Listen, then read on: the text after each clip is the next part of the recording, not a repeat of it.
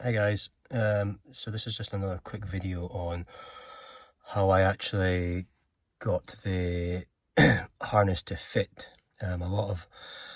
Sorry, there's a lot of videos online showing you how to install the Android head unit, but nobody really talks about how they actually got this damn thing to fit. I mean, I've been at this for on and off a couple of hours, and I was just pulling my hair out. I took the glove box out, as you can see, but you're actually quite limited to some of the access into the side here because of this huge black support frame.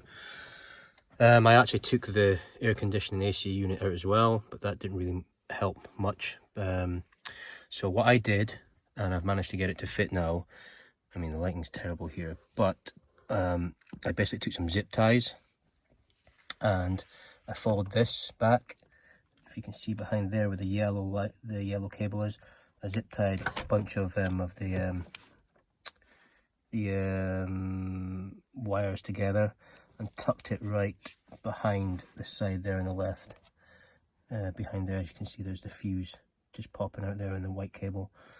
Then I followed that back with the black harness, and what I've did was the original OEM, this is so bad by the way, box, if you can see it. Let me see if I can get better lighting here. There, so if you can see it there, I've tucked that right down. I mean, it still pops up and out, but if you can tuck that in there and push all the cables back, zip tie them all to the back there with the yellow one, as you can see, and then I twisted this sort of 180 degrees to then be able to push back here. Zip tied these together. It now fits, so I don't know if that's going to help you, but it is a very, very tight fit. The cables for this I've just left as is. I've actually undone a few of them and just rerouted them just to give me a bit of clearance. But yeah, it's a very tight fit, but it does work. I was pulling my hair out, but I think it was the block that was actually stopping me with all the wires coming out of the block. I really can't see that right now. And I've pushed it right back into the foam, if you can see to the back of there, that bundle there, there, that bundle I've pushed right into the foam there. I think that's made a big difference as well.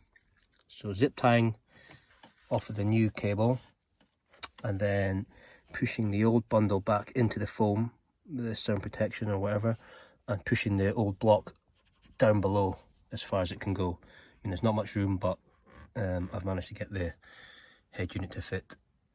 I will show you in a minute. Just to show you how tight it is, I've had to lift the head unit up to here, and I managed to get my fingers in here, but put the block in here in order for that old harness block to remain, you know, quite low. Otherwise it kept popping up. So I've actually, yeah, it's very, very tight.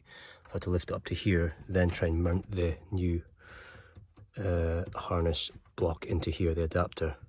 It's not much room when you get 2 inches, 1.5 inches or something to get your fingers in and wriggle it in and click it in. But the old block, you really can't see this because of the light in here, it still remains low where I kind of shoved it in. So let me see if I can record this.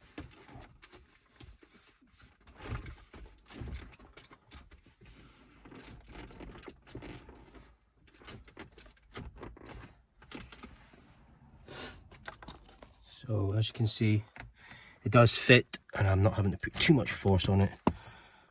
It actually lines up, but bloody God, they could have made it easier.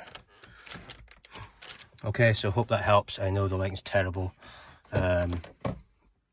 Yeah, I mean, it's not the best time to sort of record this, but anyway, I hope that helps you guys. Some of you guys out there trying to feed that harnesses, persist with it. It does fit. I've been at this a couple hours here and there over a couple of days now, and I was close to just giving up, but I managed to tidy the cables up with some zip ties, pull it to the left, push it right to the back. The harness, the block, I mean, that's going nowhere. You're just gonna have to force it down below sort of this level, and then yeah, try and get the stereo in. Thanks guys.